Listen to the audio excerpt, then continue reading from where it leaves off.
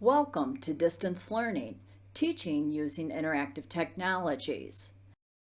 By the end of this session, you will be able to explain how an interactive technology classroom is different from a face-to-face classroom, understand how to manage audio-video compression time while teaching, adapt your teaching to address the additional layer of complexity when using interactive technology. A faculty member selected to teach using interactive technology is expected to complete distance learning training prior to course delivery. Outside of this session, training may also include observation of another distance learning course in progress and working with a mentor on campus to learn how to use the equipment. Notify the appropriate campus officials of questions or concerns related to the course as a distance learning offering. This may include, but is not necessarily limited to, requests to clarify or troubleshoot issues involving the use of technology. Communicate with students about the expectations of the course, including details regarding distance learning as a mode of delivery. Post your presentation and all additional materials you will use for class activities on Blackboard before the class session begins. Distance learning at Baker College mirrors the definition as outlined by the Higher Learning Commission in 2014, which states, distance education course means education that uses one or more of the following technologies to deliver instruction to students who are separated from the instructor and to support regular and substantive interaction between the students and the instructor, synchronously or asynchronously. The technologies used may include the internet, one-way and two-way transmissions through open broadcasts, closed circuit, cable, microwave, broadband lines, fiber optics, satellite or wireless communication devices, audio conferencing or video cassettes, DVDs, and CD-ROMs if the video cassettes, DVDs, or CD-ROMs are used in conjunction with any of the technologies listed above. Distance learning is an all-encompassing term that is applied to a wide variety of course delivery tools. Interactive technology is just one of many. In an interactive technology class, students are able to talk to the instructor, ask questions, and participate in live class discussions and activities. Video monitors, cameras, and microphones in every classroom allow immediate interaction and allow all participants to share and collaborate on the same projects.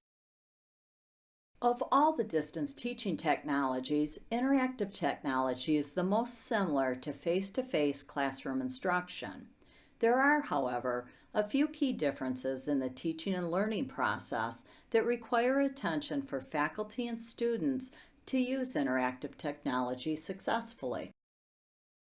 Active learning is a widely used pedagogy in face-to-face classrooms and can be adopted effectively in an interactive technology classroom. Active learning strategies will do more to engage students in the content than strategies based on students sitting in a remote site watching the faculty member talking on a screen. The technology used for classroom interaction between the sites is important, but is only part of the whole learning experience. It needs to be combined with appropriate knowledge, teaching and learning strategies, and assessment. Though many of the same teaching strategies you use in a face-to-face classroom easily transition to interactive technology classrooms, interactive technologies requires far more structured planning. Let's explore this a little more. In planning an interactive video class, it is important to consider the following issues. Additional training is needed to manage interactive technology classrooms. It is important that you feel comfortable with the technology. Practice, practice, practice is always a great suggestion to help you become more comfortable with the technology. The pace of teaching is slower due to the video-audio compression delay of 1 to 2 seconds. This delay has the potential to decrease the actual time you have for content and discussion. More structure is required when planning sessions. In an interactive technology classroom, poor teaching and/or poor planning is amplified and becomes very obvious. We will review how you can be ready for each class session. There is an added layer of complexity. Visual cues students provide are not as transparent. Video etiquette is needed so time is not wasted, and what to wear when you teach in an interactive technology format are all important issues. In planning your course, it is important to develop materials that keep students across campuses engaged and feeling included. Occasional technical issues may interrupt video connections. Technology is awesome, but what happens when it isn't working? You need to make sure you always have a plan B. Let's take a look at these considerations a little more in depth. A properly trained instructor is the key to a successful distance learning experience. The role of system IT will be limited to implementation and technical support of approved equipment and software to deliver the curriculum. System IT staff do not fill the role of proctor for the course and do not train individuals on how to use the equipment. The instructor establishes and maintains the distance learning connection and will perform initial troubleshooting of any problems encountered with the software or hardware. When teaching with interactive technology, there is a 1 to 2 second delay between what is said and what is heard at the other site. You will want to plan how to address this issue while teaching. A few tips for teaching with the delay are as follows. At the beginning of class, remind students that audio-video delays of 1 to 2 seconds are common due to the way audio and video are compressed. Conclude each bit of instructional talk with a succinct summary statement. Make a decision about how you want students to ask questions. Simply telling them to ask questions whenever they want to could result in never getting any questions. Or both sides may be asking questions at the same time, which will cut off one of the sites and increase the audio-video delay. One suggestion is that you ask students to hold or even write down questions as they think of them. Then pause after each segment of your lecture to poll each site individually and ask for questions. Remember to focus on students, not the delivery tool. It is important to remember to focus on all students, not just students at the home site. Think of the camera as another student. Look directly into the camera periodically. Do not avoid it. More structure is required when you are planning an interactive technology class session. Effective teaching becomes more the result of preparation than anything else.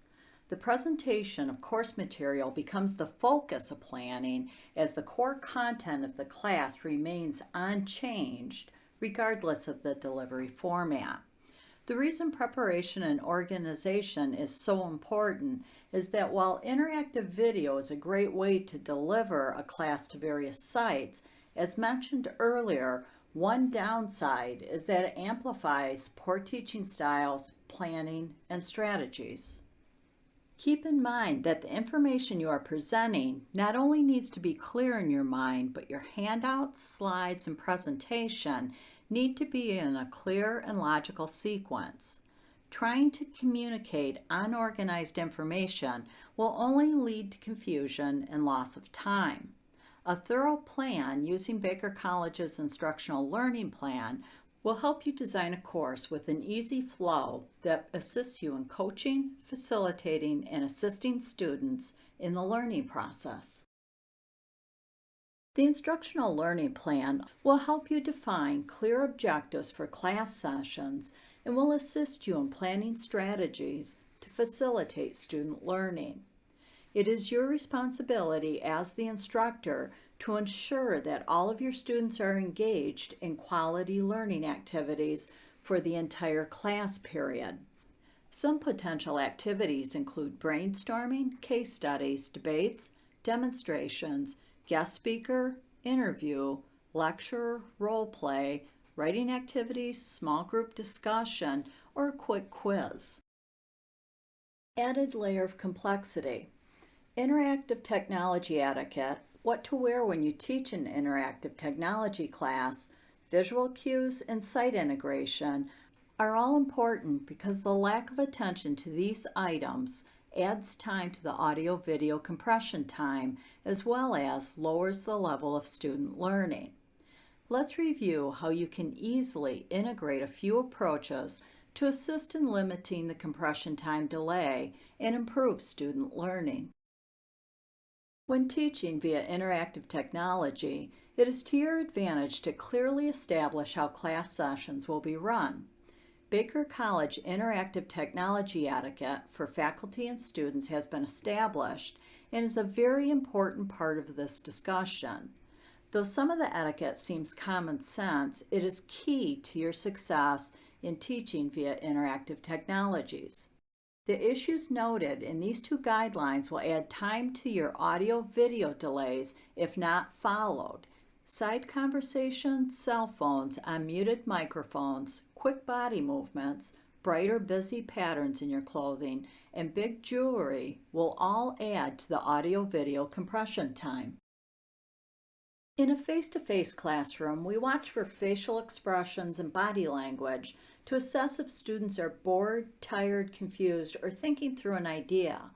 These visual cues are not as identifiable via interactive technologies. You will want to check regularly to see if there are questions or comments regarding the course content.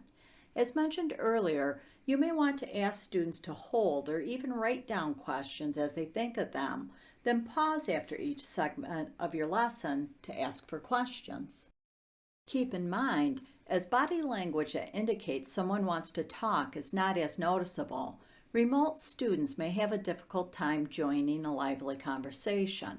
Go out of your way to give your remote students the opportunity to present their views. If there's only one or a couple of students at the remote site, they often feel like an intruder and can fall into a passive observation role. Make sure you greet them at the beginning of every class and go out of your way to include them in the class. Questioning. An example might sound like this. At this point, let me stop for questions. Do you have any questions regarding blank? Learn your students' names and ask them content-related questions directly. Another example might be as follows. Let's pause for a moment for questions. Look over the notes and questions you've jotted down. Julian Cadillac, what have you written? She may have nothing, but if you continue to ask in this fashion, students will get the idea that you are giving them the opportunity to clarify content. To help moderate discussion, you might start with some quick ground rules such as, let's start the conversation with the Muskegon group and then we'll move to the Cadillac group. As questions come up, write them down so you're prepared for your turn. Site integration is very important because it brings physically separated classes closer together, which allows for a higher level of learning. Some suggestions on how to achieve site integration are: lecture by the instructor is a site integration activity. Adult brains can sustain focus during lecture for an average of 20 minutes at a time. If lecture takes place for relatively short periods, site integration can be effective if your lecture is followed by questions from the students and/or activities that allow students to process the new information in challenging and interactive ways. Research shows that class-building activities such as icebreakers, think, write, pair, share, pairs check, all create a positive learning environment and help students become acquainted with each other. This develops a positive class identity in which students experience mutual support and cooperation. Group work activities, when performed by students at both sites at the same time, can add to effective site integration. You can have groups with people who are in one location or groups that mix local and remote students. A couple of suggestions when doing group work is that you should consider using Google Docs or Blackboard groups. If the instructor sets up the groups, it will allow each group to coordinate their work with each other in one location and allow the instructor to view what the group is working on. One benefit of Blackboard groups is that a discussion board is part of each group. Feedback and assessment are very important to any classroom as it corrects misunderstanding and omissions, clarifies and reiterates concepts, moves skills to a higher level of understanding by reinforcing correct answers, and gauges the development of students. Some of the techniques may be different, but the same principles of evaluation apply to both face-to-face teaching and interactive technology teaching. Formative assessment is a process used by teachers and students during instruction that provides feedback to adjust ongoing teaching and learning to improve students' achievement of intended instructional outcomes. Types of formative assessment could include using the following strategies: muddiest point, which allows for students to explain what they do not understand. Pause and ask your students to write something down that they have learned in this session, and then ask a couple of students to share. Questioning. Announce that in 3 minutes you're going to pause and ask for questions. This allows some thinking time for students. Concept maps encourage students to make connections between concepts and is effective with visual learners. Summative assessment is typically conducted periodically. Midterm, final, is typically a formal assessment, test, large project or paper, case studies, role plays, essays, etc., typically graded or quantified, and is used to provide a quantitative measure of performance. You are able to build tests in Blackboard and also use rubrics for grading of a large project or a paper. A couple of troubleshooting items. Technology unavailable. Have a backup plan in case the technology fails. If Blackboard, Google, or any other technology is temporarily unavailable, how will you meet the same goal without the technology? A good option is dialing into a speakerphone at the remote location, which may allow you to connect and continue your class without much of an interruption. Any activities you have designed for class that include technology will have to be altered. You need to ask yourself how they can be used or altered if the technology is not available. Other site cannot hear you. Your system's microphone is muted. To unmute the system, press the mute button on the remote control. No audio at your site. The far site is muted.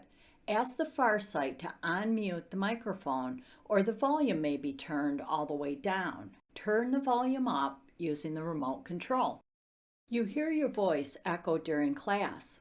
You are being picked up on the microphone at the remote site. Have the remote site turn their receiving volume down or have the remote site mute their microphone. This concludes our session.